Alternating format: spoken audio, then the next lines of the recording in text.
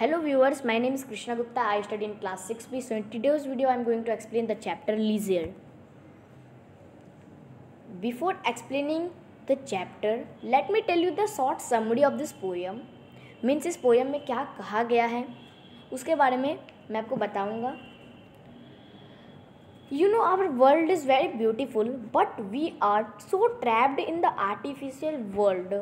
Means so busy in the materialistic life that we are unable to observe the beauty around us. In this poem Leisure, the poet W.H. Davies has personified the beauty of the world around us, but we fail to observe because of lack of time. Now I am going to read the poem. What is this life if full of care? We have no time to stand and stare. ये क्या ज़िंदगी जो है जो पूरी care से भरी हुई है, यानी पूरी दुख से भरी हुई है, पूरे चिंताओं से भरी हुई है, पूरे वरीड से भरी हुई है, एंजाइटी से भरी हुई है.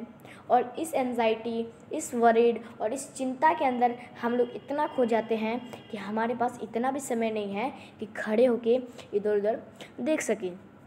No time to stand beneath the boughs and stare as long as sheep or cows.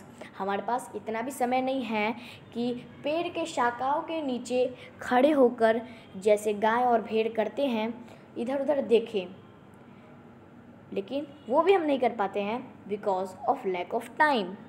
No time to see when woods we pass where squirrels hide their nuts in grass.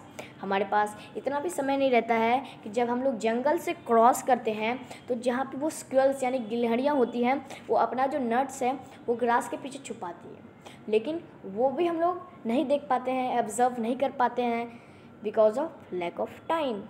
No time to see in broad daylight streams full of stars like skies at night.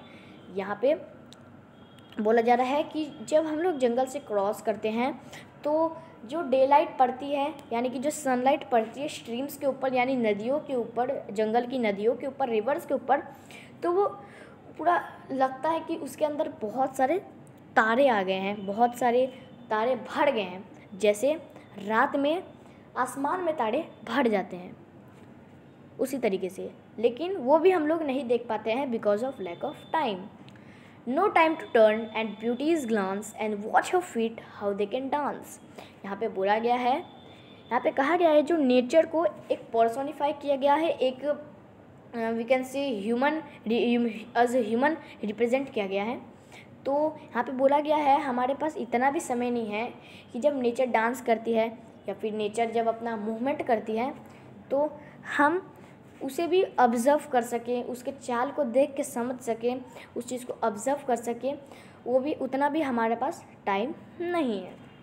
No time to wait till her mouth can enrich that smile her eyes begin.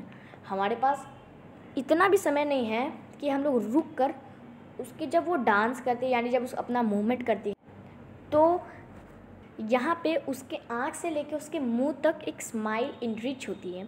Enrich मतलब उससे वो जो dance के अंदर चांद और लग जाता है, काफ़ी बढ़िया उसका डांस भी हो जाता है, लेकिन हमारे पास उतना भी टाइम नहीं है कि उस चीज़ को देख सके, उस चीज़ को ऑब्जर्व कर सके. A poor life this if full of care we have no time to stand and stare. ये बिल्कुल बेकार ज़िंदगी है अगर ऐसे फुल ऑफ केयर यानी पूरा एंजाइटी, दुख और वरीड चिंताओं से भरी हुई है, और इस चिंता के अंदर हम लोग इतना खो जाते हैं कि हम लोग अपने आसपास के नेचर को ऑब्जर्व नहीं कर पाते हैं, खड़े होके खुली हवा में सांस नहीं ले पाते हैं, और हम लोग खड़े होकर इधर उधर देख भी नहीं पाते हैं. Now keywords of this poem. What is the meaning of leisure? Meaning of leisure is free time.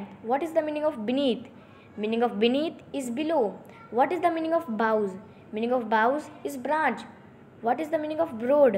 Meaning of broad is expanded. What is the meaning of glance? Meaning of glance is flash or brighten. Now question answer of this poem. What does the speaker miss because of lack of time? Due to lack of time, the speaker misses to see sheep or cows, the squirrels hiding their nuts in grass, a stream full of stars, and another beauties of nature. Second question. What do stars in the stream lineate refer to? Answer. The stars in the stream refer to the fishes and stones in the water which appears like shining stars. Question 3. List a pair of rhyming words in the poem. Answer.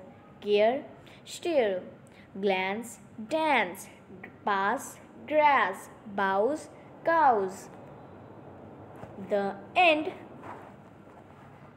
The video is guided by Rani Khushbu ma'am. She explained me the chapter very well. I was able to convince you also well only and only because of Rani Khushbu ma'am. So I will give a whole credit to my English teacher Rani Khushbu ma'am. Thanks for watching my video.